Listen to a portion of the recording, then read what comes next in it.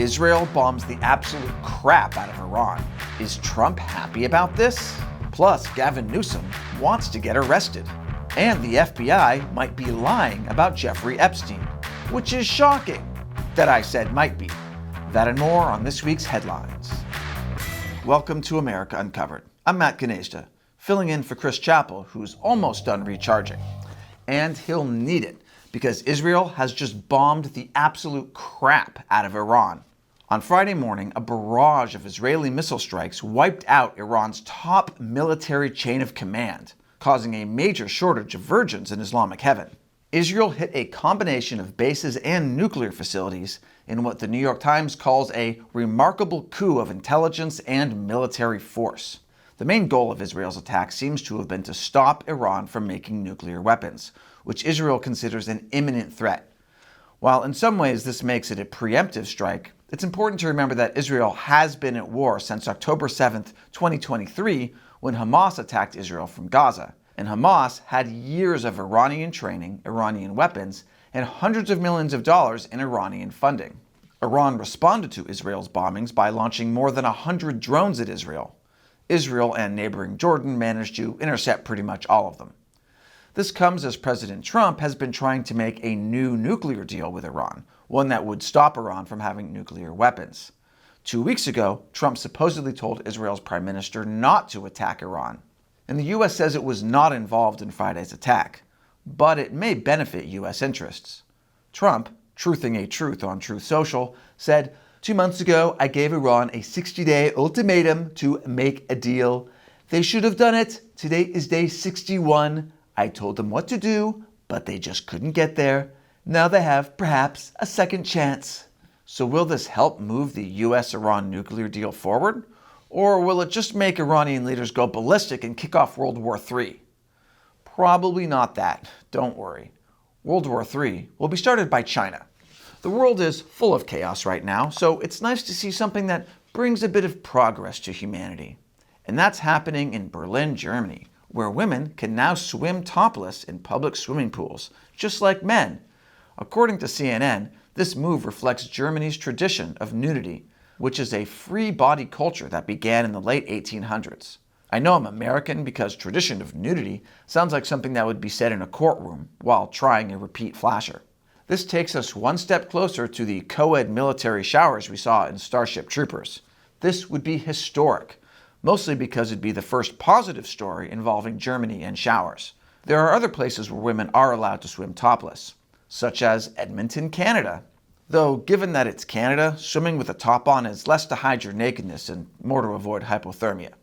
Speaking of countries that aren't America, President Trump banned citizens of 12 countries from entering the U.S. These are the countries with full or partial bans. Good news, it's mostly not even Muslim countries anymore. This stems from an executive order he signed requiring departments to look into nations with hostile attitudes towards the U.S. The Trump administration says this ban will protect Americans from dangerous foreign actors. Sadly, the UK isn't on the list of banned or restricted travel countries because talk about a source of dangerous foreign actors. Superman is supposed to be an illegal immigrant from Krypton, not Britain.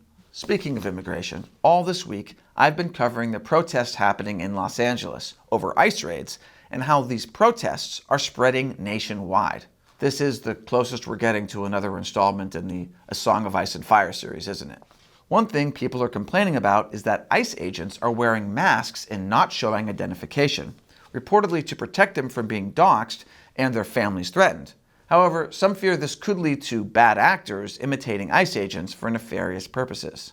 And those fears were justified when a man impersonated an ICE agent during a robbery in Philadelphia, where he zip-tied an employee of a car repair shop and stole $1,000. So he wasn't ICE, just ice cold. And things escalated in LA, where 700 Marines arrived to join California National Guardsmen against the wishes of LA Mayor Karen Bass and California Governor Gavin Newsome, who says he plans to sue the Trump administration. On Thursday, a judge blocked Trump's National Guard deployment in Los Angeles, but this was appealed in record time, resulting in an appeals court delaying the order blocking Trump's National Guard deployment. I don't know about you, but I think I've got whiplash.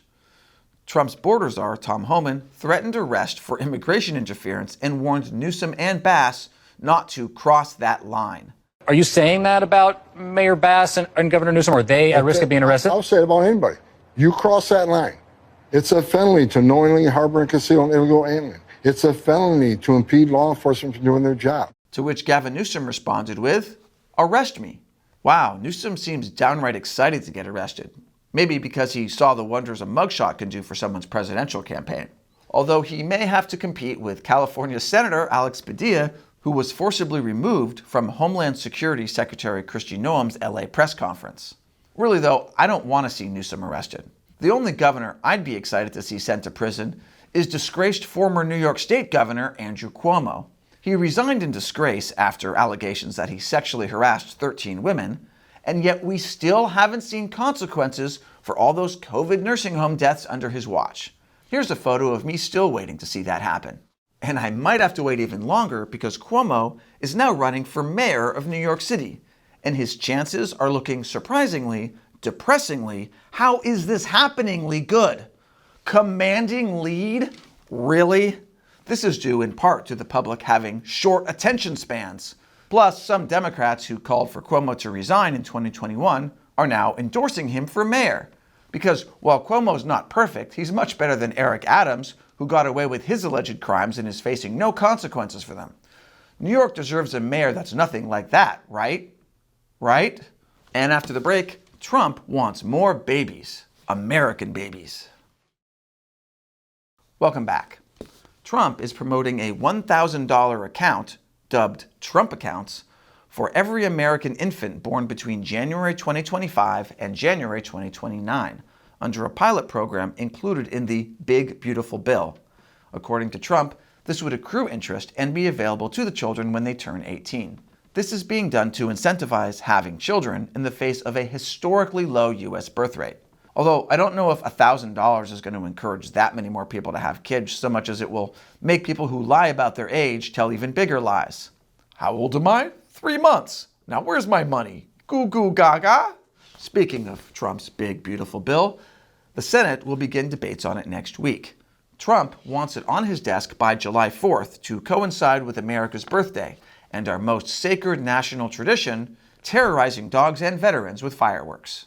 This deadline is going to be tough to meet, though, because several Republican senators have criticized Trump's Big Beautiful Bill over spending concerns.